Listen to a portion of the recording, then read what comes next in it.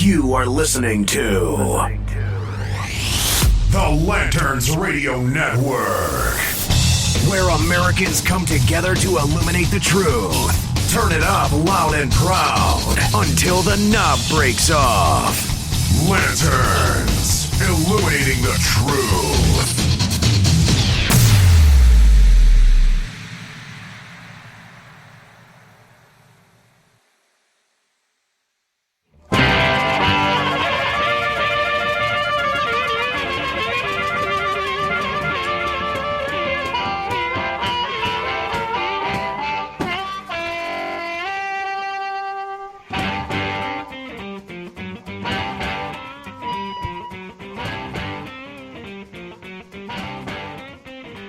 Hello, everybody, and welcome to the program. You are listening to the Defenders of American Exceptionalism on the Lanterns Radio Network. My name is Dylan Lyles. That guy over there is Aaron Priest. Say hi, What's Aaron. up? There you go. We're going to get this timing thing down right soon, I promise. I don't know if it's going to be a visual cue or I don't know. One day. We're still working on our telepathy, Yes. but it's just not working right now. When you have an empty head, it just echoes really loudly, and then... Well, it's on the list right after procrastination. Mm-hmm. So. Which, by the way, we're doing really, really good on. We'll get you the facts on that later on in the show. We've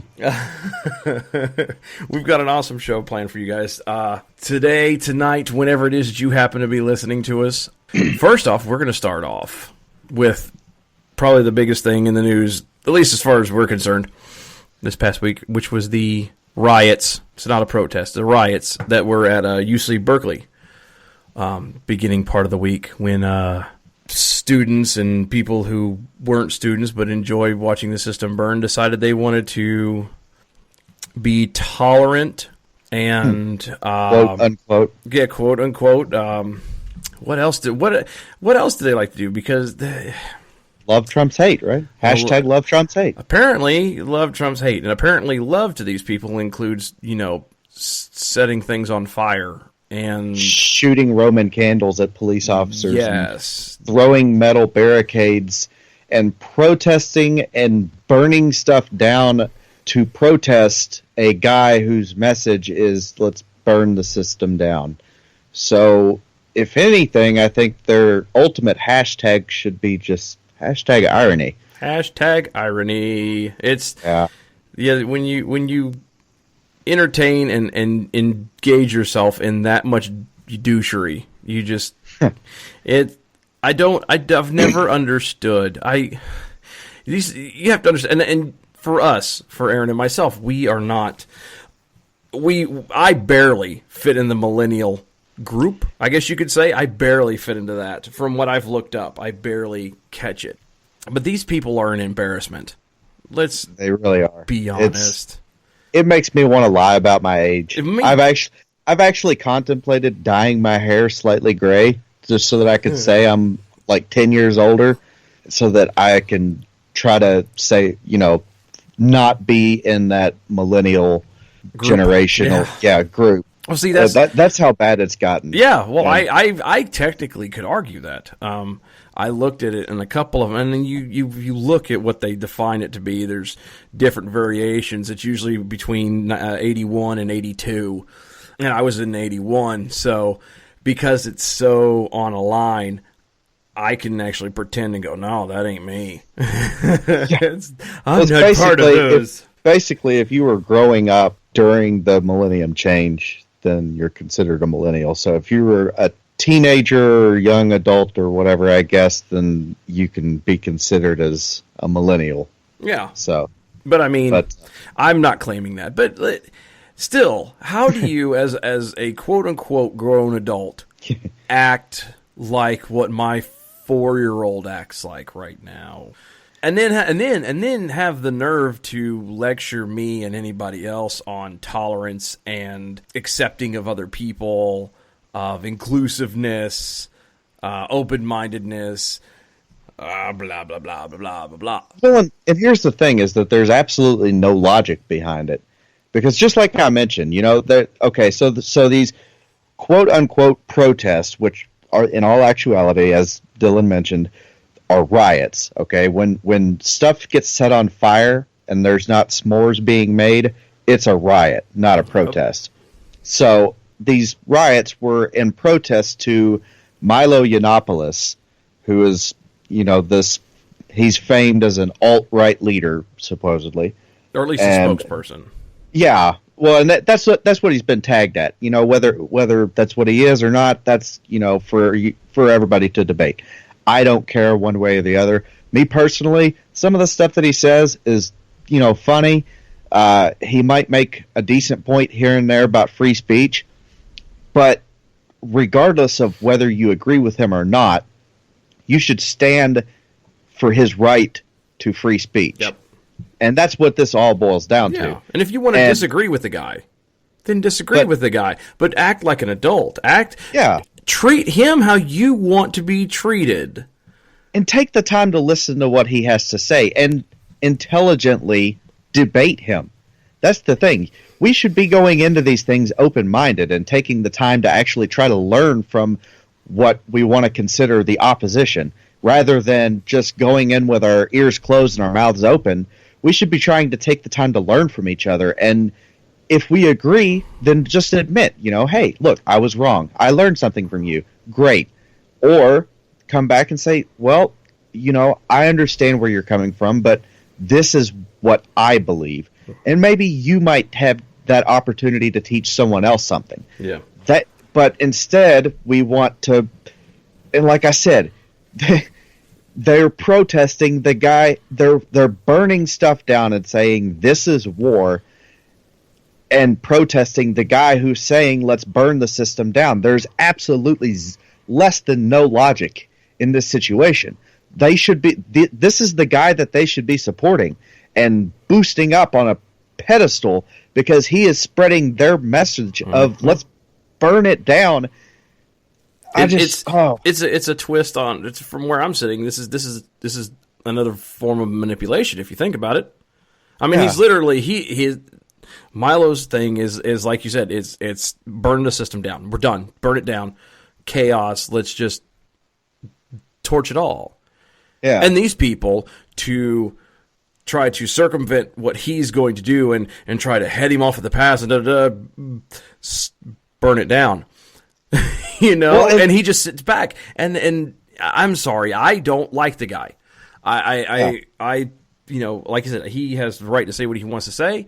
There are some points, a lot of what he says within a certain realm is right. The problem I have with it is he's an instigator. He doesn't say things with a level of tact that will keep it from starting an argument, of pissing someone off. He turns around and just kind of goes blah, blah, blah, and lets it vomit out of his mouth, and knowing full well, without thinking about it, but it's not that he didn't think about it. I would contest that he actually thinks about it and goes, how can I make this as heated and as vitriolic as humanly possible? How can He's I admitted piss to these it. people? Oh yeah, and that's my point. Rather than having civil and constructive dialogue, he goes in with the intent of creating divide, and that's what he's proud of the fact. He says that we are in a post-fact era, and he loves it because he says now with this being in a post-fact era, we can do whatever we want. Yep. That's what he wants. So, and that goes back to what we do, like folks like Aaron and myself, like when it comes to this show, it's about principle, period. Principles are the principles. What's right is right. What's wrong is wrong. You don't, the ends do not justify the means. It doesn't matter how it ends. If you got there in a shady, crooked way, then it's still wrong. Doesn't matter how you got there. I mean, where the destination ends to. Would it do good for the system to burn? Technically, yeah, there's a lot about it that needs to go. There's a lot about it that needs to be redone. There's a lot about it that needs to be torn down. But there are other ways to go about it. Thank you. There's a way and and a process. I'll tell you right now, the American people are not ready for a system reset. As much as people want to believe that they aren't. And that includes myself. No. Don't get me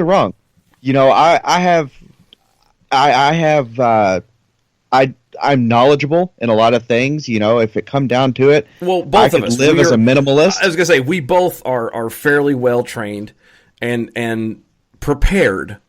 Yeah. For I want to say virtually everything. Maybe not everything, but we will definitely last longer than anybody else. Let's put it than most people. Yes, but that doesn't mean that we're. I mean, because you're talking about a complete collapse of everything that you know. Mm-hmm. Everything that is familiar in your life, your iPhone, your Facebook, all of that. Gone. Yeah, and your money. Take it. Money. There you go. That's what I was getting ready to say. Take it back a little bit further. Let's go to. There's going to be no more getting up and going to work and dropping your kids off at daycare and blah blah blah. Your life, as you know it, is over. And how many people carry cash? Okay, whether the dollar were to inflate or deflate at that point, how many people actually carry cash? Most of our currency is digitalized at this point. Mm-hmm. Which is scary enough, but that's a whole other topic for a whole other day. But I mean, if you just sit down and spend literally 5 minutes and think about the things that you enjoy as an American on a day-to-day basis, your vehicle, okay, yeah, it's great, but how are you going to get back and forth when none of the gas stations are open because all of them have been burnt to the ground because the rioters are. And I know this sounds conspiratorial and absolutely just completely crazy, but it could happen. That's what this is coming. That's the road that we're on at this point. And honestly, I really hate to start off a show on such a negative point, but I like to try to start off on something funny, something lighthearted. But at this point, we gotta call a spade a spade. Yeah, you have to call out the facts. You have to point these things out, and you have to bring this kind of stuff to the attention of these people that are going out and they're yelling, but they don't know what they're saying. Yep. And that's the tragic part about it, is that supposedly these people want anarchy. Supposedly these people want no government. Supposedly these people want all this. I don't even know. I don't know what it is that they want, but because it doesn't make sense. Because they want the government to not have government. Yeah, and does that make sense? That doesn't make any sense at all. But that's in the grand scheme of it. They want the government to come in and stop telling people what to do. Well, You know what I mean? They want to, like, if they don't agree, like if I don't agree with you, then it's implying that I want the government to come in and tell you to stop talking. Or make you stop doing whatever it is. And it's just, it doesn't make sense. Again, this goes back to what we had mentioned in previous shows. This is all about emotion. This is feeling. There's no logic behind it. No, there's no rational, intelligent concept that's been constructed. The mental gymnastics that you have to go through to get to their mindset is just too exhausting. I don't get it. I don't get it. And I know that this is the third time that I've mentioned this, but I really feel that it is important, that it is highly crucial that I bring to light the irony in the fact that they are burning down the place to protest the guy who wants to burn it down. That just I mean, I know that's the third time, and how many times do you beat a dead horse? But seriously, that just goes to show how absolutely lacking in logic these people are. It's just we're in a spot, man. I mean, now let me step it back, okay? Since we're getting it somewhat into hypotheticals, if these people want to stand outside and peacefully protest, I will stand next to them. I don't have to agree with them, but I will stand next to them and fight for their right to peacefully assemble and peacefully protest. That is well within their First Amendment rights. Mm-hmm. But, and this is the big but, Rosie O'Donnell size butt. The girl, most of the ladies that were at the march. But when you start throwing metal barricades and setting buildings on fire and shooting Roman candles and fireworks off at police officers, it's not a peaceful protest. It becomes a riot. I mean, it's just... Yep, and we want to come up with these names. Oh, well, it was a protest. They're just trying to make their point heard. Ask any of them. Pick people randomly. There was people out there who did that. You randomly ask people. They did the same thing when it came to the quote-unquote the protest march for the women who are wearing, the pink hats and all this other junk. Ask them what they were there for. Nobody had a set reason. There was nothing. There was no consistency amongst them. There was everything from female rights to the LGBTQ LMNOP rights to everything. They covered it under everything. There was no uniformity at all, other than a bunch of angry, rotund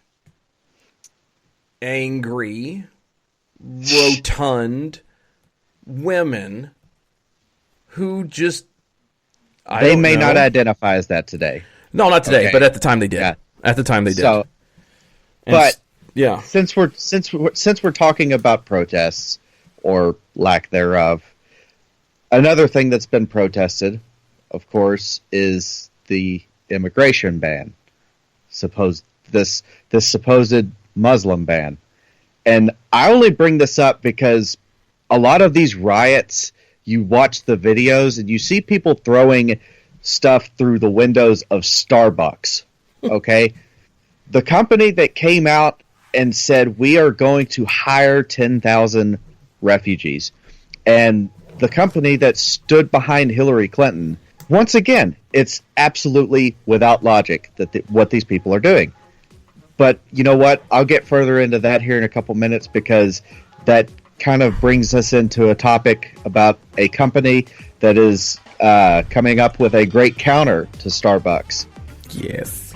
We're going to hit that in the next segment. We will be back in just a little bit. You were listening to Defenders of American Exceptionalism on the Lanterns Radio Network.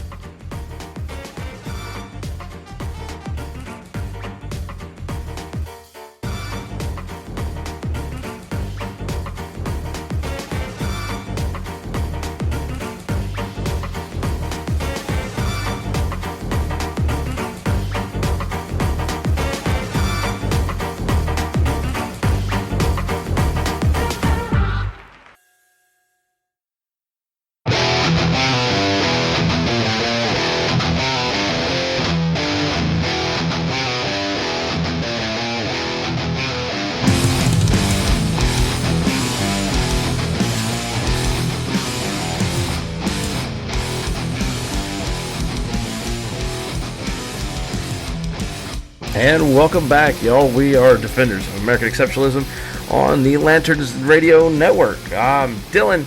I'm Aaron. That's Aaron. Yes. That's Aaron. I'm pumped up. And I'm Dylan.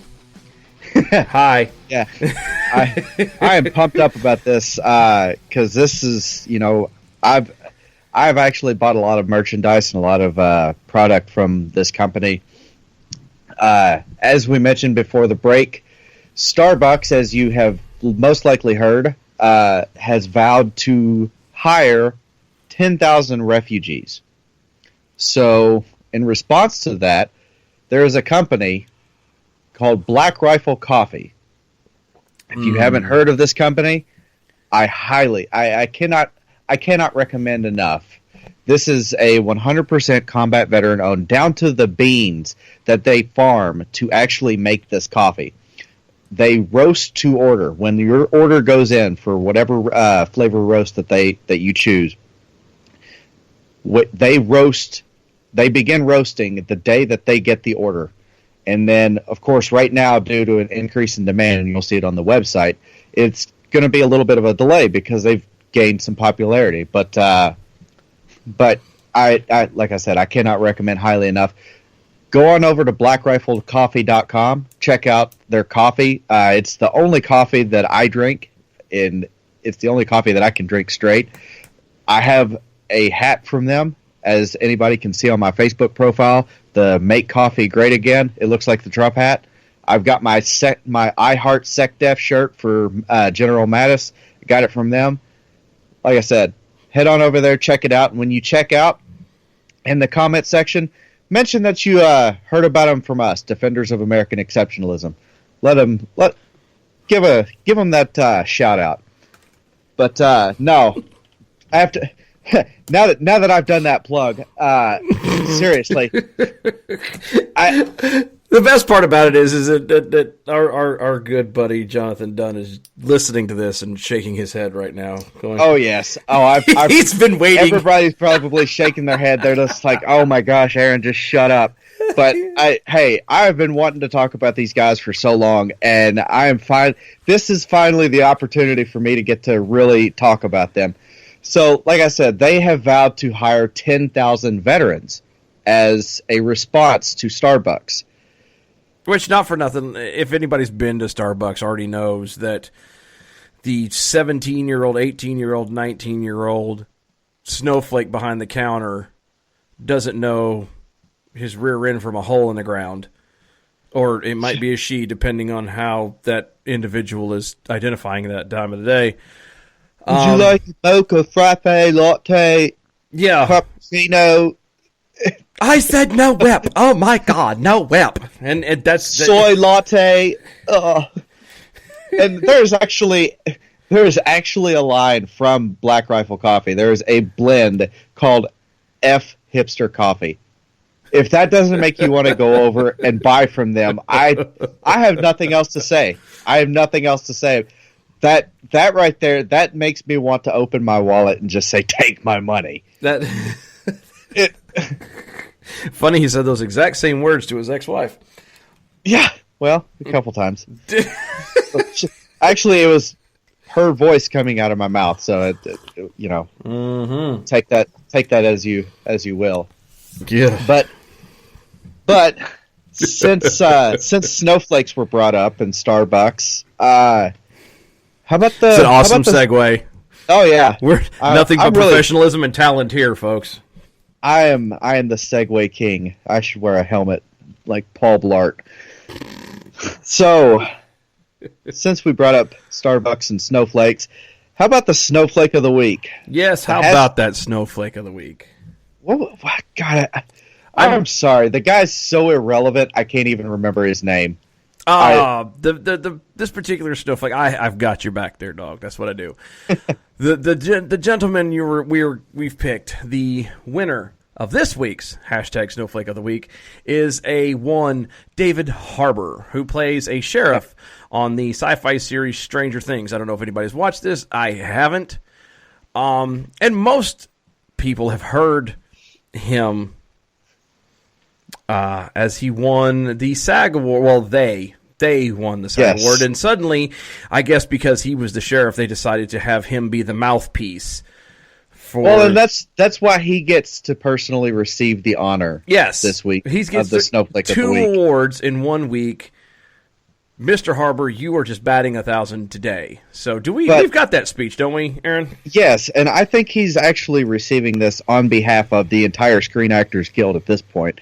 And if you hear the way that they cheer to his speech, just go along with it. I know this is an audio show and you can't see, but I know you've probably seen some of the videos that have been passed around of Winona Ryder's reaction, and I think she wins the award of Acid Trip of the Week if you watch her reaction as he's speaking. But yeah, let's go ahead and listen to this and throw in 2 cents here and there. And I would just like to say that in light of all that's going on in the world today, it's difficult to celebrate the already celebrated Stranger Things. But this award from you, who take your craft seriously and earnestly believe, like me, that great acting can change the world, is a call to arms from our fellow craftsmen and women to go deeper and through our art to battle against fear. Stop. Hold on. Stop. Listen stop. To hang on. Emotion. Well, just hold on. Stop. He goes for the fellow craftsmen to take up arms. Okay, dude, you're an actor. You pretend. You couldn't take up arms Very few of you are actually trained. Most of you people have been doing, theater and art, which is nothing wrong. Or acid. Poor Winona. I'm glad to see she's not in jail anymore and has decided to stop shoplifting. At least she's not shoplifting. Yes, bless her heart. She's grown up. Yeah. It only took her 20 years. But no, I mean, most of these people are actors. They've been acting and pretending to be other people since they were in high school, doing drama and everything else. Dude, you can't sit here and it's a call to arms. Shut up. Keep going. Of our predominantly narcissistic culture, and through our craft to cultivate a more empathetic... Hello, pot calling the kettle black. Our narcissistic culture, he says, while he is at an award ceremony where all of the actors pat each other on the back and say, job well done. Yes. Acting. If you guys are not aware, what the Screen Actors Guild is, everyone who has won an award elsewhere, whether it's a Grammy or some award of some kind, you are eligible to be given a Screen Actors Guild award. And the only people who get to vote and pick that are the people already in the guild. So that's like being your mom's favorite kid. Being an only child. Being an only child, exactly. It's not exactly a high hurdle to clear. It is the highest level of participation trophy that you can possibly get. Yep. Oh, so let's see if we can get through a few more seconds of this. And understanding society by revealing intimate truths that serve as a forceful reminder to folks that when they feel broken and afraid and tired, they are not alone. We are united in that we are all human beings and we are all together on this horrible, painful, joyous, exciting, and mysterious ride all that is being alive. Now, as we act in the continuing narrative of Stranger Things, we 1983 Midwesterners will repel bullies. We will shelter freaks and... Okay. 1983 Midwesterners? Well, I stop it right there because I want people to really listen to this part. We will fight bullies. We will shelter freaks.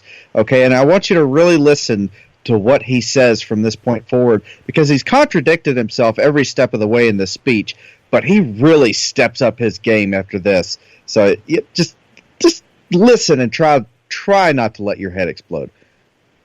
Outcast, those who have no hope. We will get past the lies.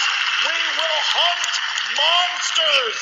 And when we are at a loss amidst the hypocrisy and the casual violence of certain individuals and institutions, we will, as per Chief Jim Hopper, punch some people in the face when they seek to destroy the Okay, so if you listen to the beginning of this show, then you know that the violence that we have seen here lately in these riots has been predominantly from the left and from the anarchists. So, and these are the people that he is seemingly, in context, you would assume that he is talking about, that are the good guys, whereas all these evil people that just don't want to let people into the country without vetting them are apparently evil. So his response to violence is to punch them in the face.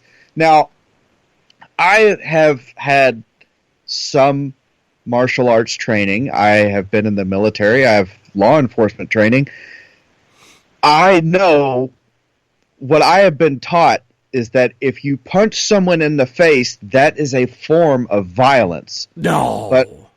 But I may be wrong. Hold on. Wait. That was way fast. Start it again. Do it slower.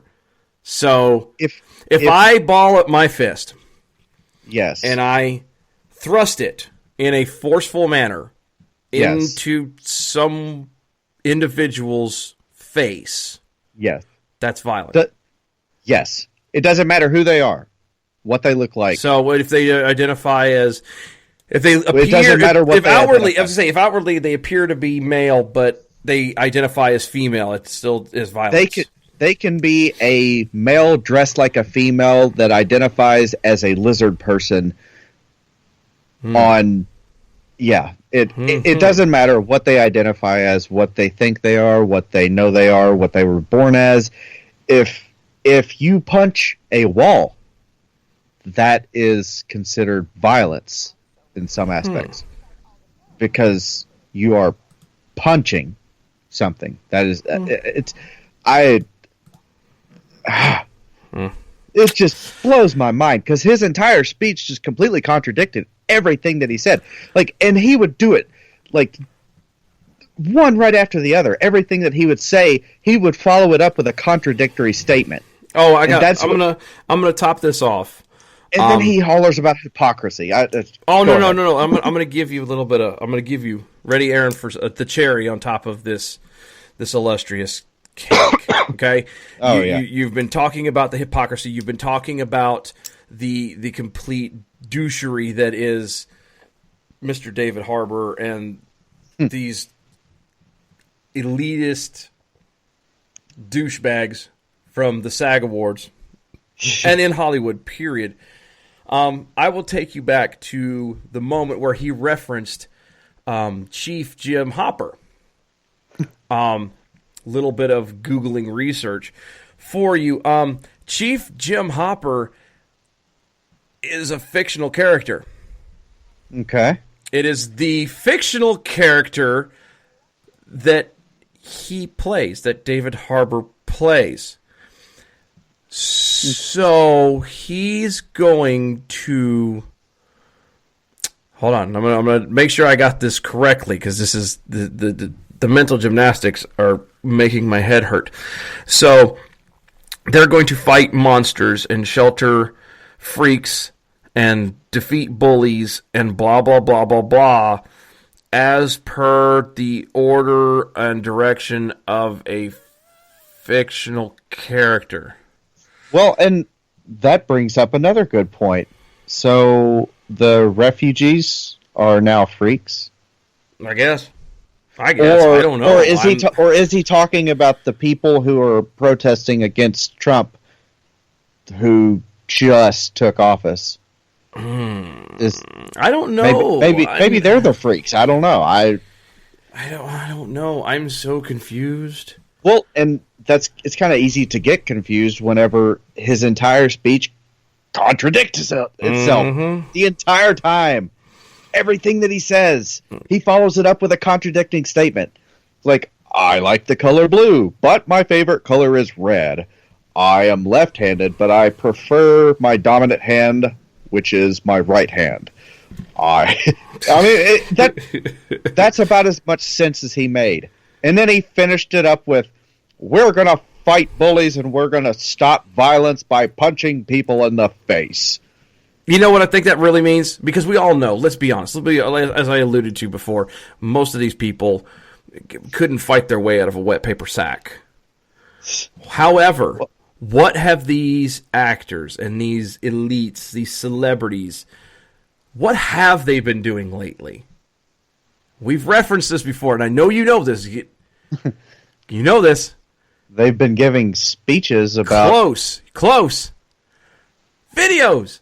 They're threatening to make more videos. Remember in the last one they said, we will be silent and we won't be...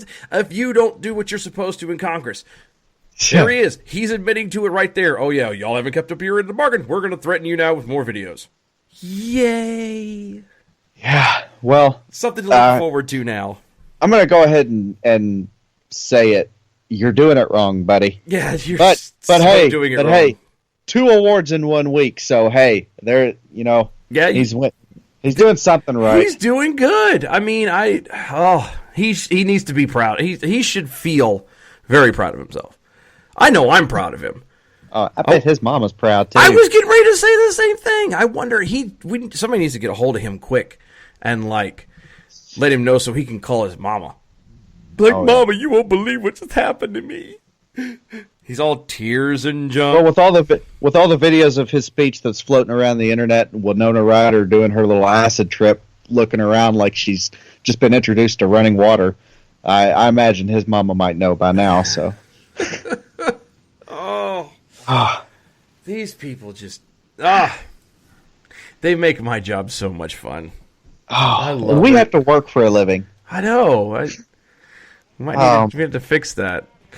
We have to fix that. But guys, we're going to get ready to take a break here. When we come back, we're going to wrap some things up, cover some inspirational moments and things like that. But you are listening to Defenders of American Exceptionalism on the Lanterns Media Network.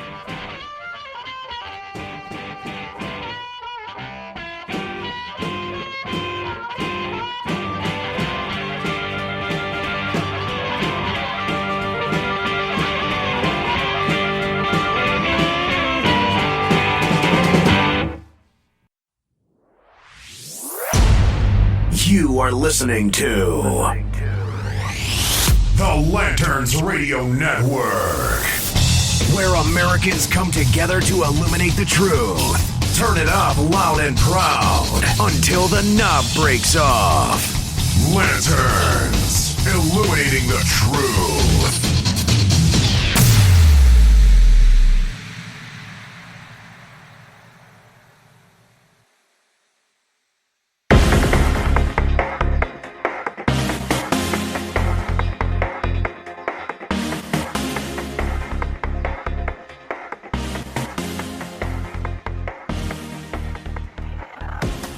And welcome back, everybody, to the Defenders of American Exceptionalism on the Lanterns Media Network. My name is Dylan Lyles. That guy over there, he's Aaron Priest. That's me. That's you. He's my buddy on the trip. Yes. Little car ride that we have. It's so exciting. From our lips to your ears. Yes. Aren't you excited? For those of you who are still listening. Minus the deaf guy who's being dictated, which I'm proud of. He stuck it out from the beginning. He has. I think luckily, this is transcripted in Braille. So. Yeah, God, yes. And he can't read Braille yet. He's working on going blind, though. We'll get there in a little while. Well, hopefully he got the message that I tried to put out earlier this week. And, I've been doing a lot of talking here lately, but I haven't done a lot of writing. But that has actually been my passion from the beginning. I've always said that I have a face for radio, but not quite the voice. But writing, I actually am in college right now for professional writing.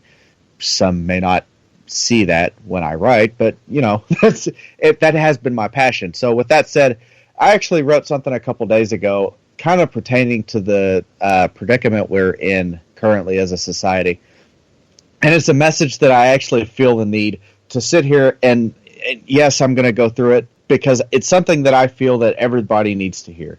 So here we go. We have progressively allowed too much power to the president over the years, and it seems that while most on the right were complaining about it for the last 8 years, the pendulum has swung, and the left is awakening to this realization now. As a society, we're in such a team mentality that we shout down the actions of one captain while accepting the same actions of the next, simply because they are on, quote, our team, unquote.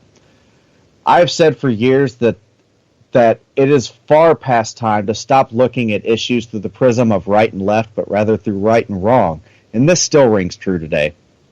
If there is something Obama did or an action he took during his tenure that you disagreed with, then regardless of who you supported as a candidate or what party you aligned with yourself with, you should hold Trump to the exact same standard. With so much talk about which party is better for the people, we often lose sight of the fact that both parties have essentially the same objective: power. It's great to see more people awakening to the potential abuses of power by the executive branch, but there are also many people simultaneously zoning out because it's now, quote, their guy with power. At what point do we all begin to acknowledge the reality that the government only exists for the sole purpose of preserving the rights of the American people, which is outlined in the Constitution, which includes life, liberty, and the pursuit of happiness? America came to be considered a superpower of the world through the success of the free market system, which progressively faded through the years with the continued intervention of government. Now the entity that was supposed to be limited and controlled by we the people has the ability to divide we the people to such an extent that we selectively isolate ourselves into these factions and justify violence against anyone who dare disagree. At times, we discuss individual issues and realize that we can agree on many points until the dialogue ends and the mentality returns to the generalization of right versus left. What are we really accomplishing here with the lack of intellectual consistency? It's painful to scroll through social media today as people we once considered friends and good people, we now view with such vitriol that we unfollow, unfriend, or even block them simply because they have a differing political opinion. Our political opinions are often formed from reading headlines rather than articles and fixating on the opinions of others that we may respect rather than the actual facts at hand. Editorialism has replaced journalism in most instances, and violence has replaced civil discourse as well. As this deterioration of our society continues, the amount of people who work tirelessly to extend an olive branch to those with differing opinions dwindles down until all we have is opposition. Is this actually what we want? Is this what America is? Because I know it's not what America was intended to be. The phrase, united we stand, divided we fall, is just as true today as it was yesterday and will be tomorrow. But while we speak it aloud at times, we seem to have forgotten its true meaning. Many times I repeated the quote from Mahatma Gandhi of, be the change you want to see in the world. And while I often fall short of that, I still try my best to embody that phrase, as I believe we should all do.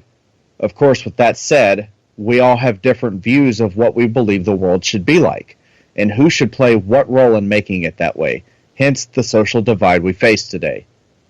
So I will end this with a quote from Democratic President John F. Kennedy. Let us not seek the Republican answer or the Democratic answer, but the right answer. Let us not seek to fix the blame for the past. Let us accept our own responsibility for the future.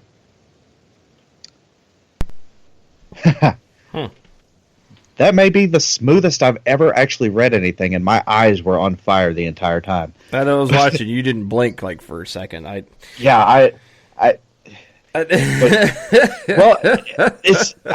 really wanted to deliver that message because it's something that, and you can find it on Facebook. You can find it on the page Defenders of American Exceptionalism.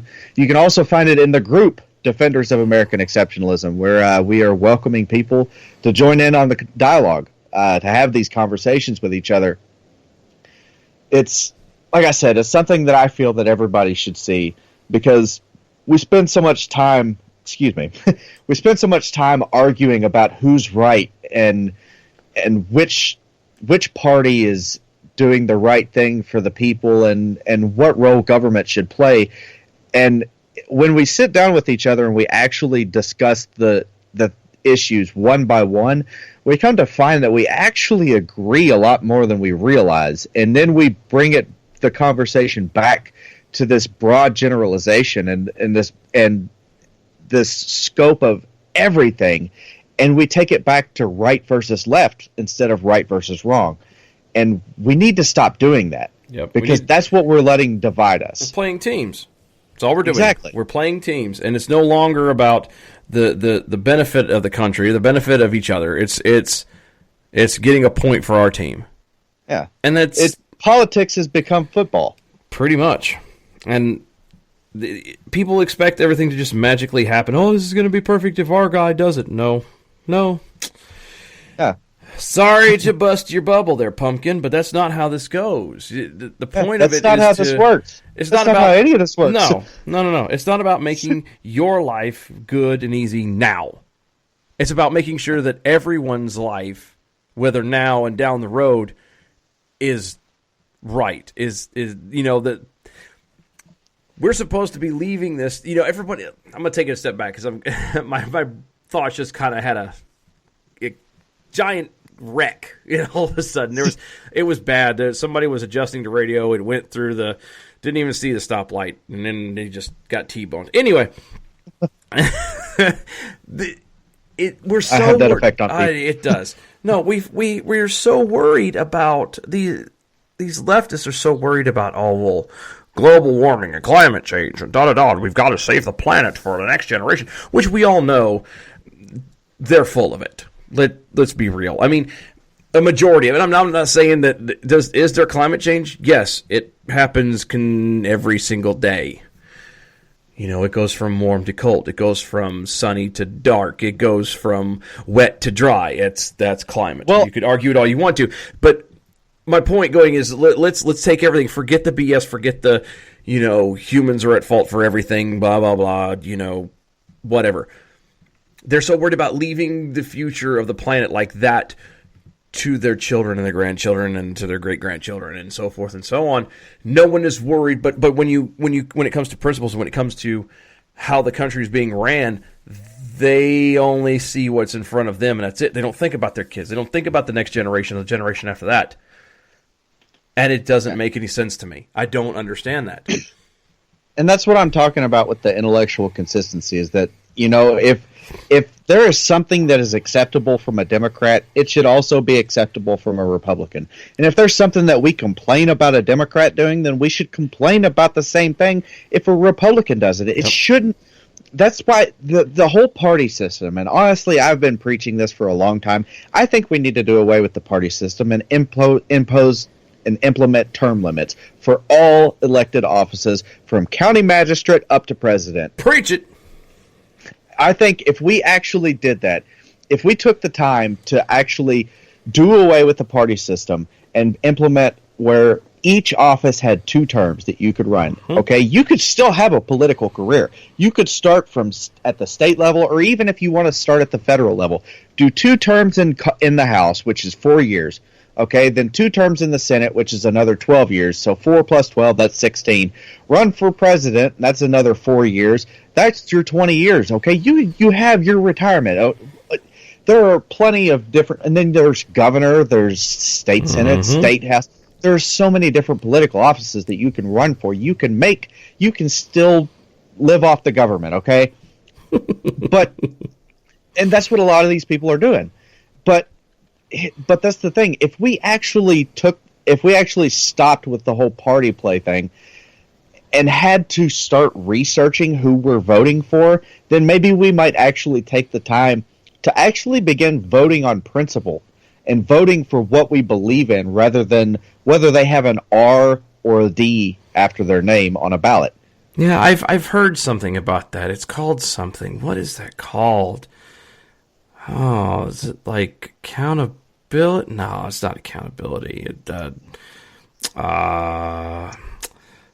Being independent? No, not being independent, self-reliant. What's it called? I don't know. It'll come to me. It's just so stupid. I don't understand. And I don't want to just pick on the left, because it's not just the left. Okay? No, and I'll tell you right now, during the primary, one of the biggest groups of people that I had arguments with were the Trump supporters, because I was a Ted Cruz supporter, and other than Ted Cruz, I had supported Rand Paul. And I mean, there were a couple other people that I liked, but not a single one of them was named Donald J. Trump. So once it was down to just him and Hillary, I didn't really have a horse in the race. So I called him out for each issue. If there was something that I saw that he did wrong or that he said wrong, I called him out for it. And oh my goodness, people come unglued. Mm-hmm. They come unhinged. It was almost like I was Milo. Oh, yeah. It was just unreal. The hatred. And I would get such hate. You want to talk about hate mail? Oh my goodness! I've still got screenshots of the threats that I got, and let's dance. I don't care. I'll play with you. I don't. If I'm your Huckleberry. I'm your Huckleberry. Let's sign the dotted line. And that's the thing. And Obama actually come out and said something. He said, if you're tired of arguing with strangers on the internet, then start arguing with them in person. And as much as the last 8 years I've wanted him to shut up, I completely agree with him on that. Do you hate it when that happens? Don't you? I mean, he is dead on with that, because it's gotten to the point where people just use this internet anonymity and they say whatever comes to mind, and they forget that they're talking to another human being. Yeah. They forget that they're talking to someone that can hit them in the face with a shovel. And it just astounds me the way that people treat each other now. I just don't get it. I mean, you would not act like this in person. No. I know I wouldn't. Oh, I wouldn't. I was raised better than that. Yeah. I carry at least one firearm on me at all times. I am an excellent shot. I am a hell of a quick draw. And I would not mouth off to people the way that these people do on social media. I'm at a loss for words. Yeah, and for someone who hasn't shut up for this long, I know that's astounding. You keep rambling. No, I'm with you on it. Like mine is I just don't understand how a person can act like that to another person. Yeah, and this is just who I am. This is what I very much aspire to the golden rule. You treat others how you want to be treated. Exactly, and it seems so simple. It does seem simple, and why people feel the need to continue to just be jerks to each other is beyond me. I really have no idea why. I don't know why. And it confuses me to a level I've never, But if you go to any social media page for any news site, that is the quickest way to lose faith in humanity. And I mean, there are studies now that depression is up because of social media. Depression and anger and all this stuff is on a drastic rise from people who spend so much time on social media. And, promoting this show, I spend a lot of time on social media. No. I do a lot of posts. It drives a lot of people crazy because, the other people like Dylan, I know it drives him absolutely bonkers because he keeps getting these notifications. Hey, Aaron posted something. Oh, Aaron posted something again. Oh, Aaron posted something again. Straight, yeah, dude, I'm telling you, drives me banana sandwich. But that's how I promote the show and the page. So, I mean, that's how you build up an audience, and this is part of the game. Oh, you're right. So it takes its toll on me too. That's why you hear the in my voice. It's just it's not the 8 pots of coffee he drank before the show started. It's the Did fervor I mention Black and the Rifle passion. Coffee? No, did I mention no, Black you haven't. What is this? You should head on over to blackriflecoffee.com and check them out. Evan Hafer is the owner. He is a combat veteran. He actually took part in rewriting the Close Quarters Combat Manual for the Army. Certified badass. He's my hero. He is my hero too. Definitely. Him and General Mattis. I knew it. I knew we couldn't go a show without hearing about General Mattis. I cannot. Oh, we're gonna leave it at that, y'all. I'm gonna spare all y'all, Aaron and the General Mattis love affair that is. We are the defenders of American exceptionalism. Thank you guys so much for listening to us. If you ever need to reach out to us, you can reach myself at Dylan Lyles on Twitter. Aaron is AF Vet VETTE03. That's on Twitter. You can reach us at Defenders of American Exceptionalism on Facebook. Also DOAE Show on Twitter. Drop us a line, hate mail, whatever. We love to talk to you guys. Don't forget, put in your votes for hashtag Snowflake of the Week for next week, and we will see you guys next time. Bye-bye.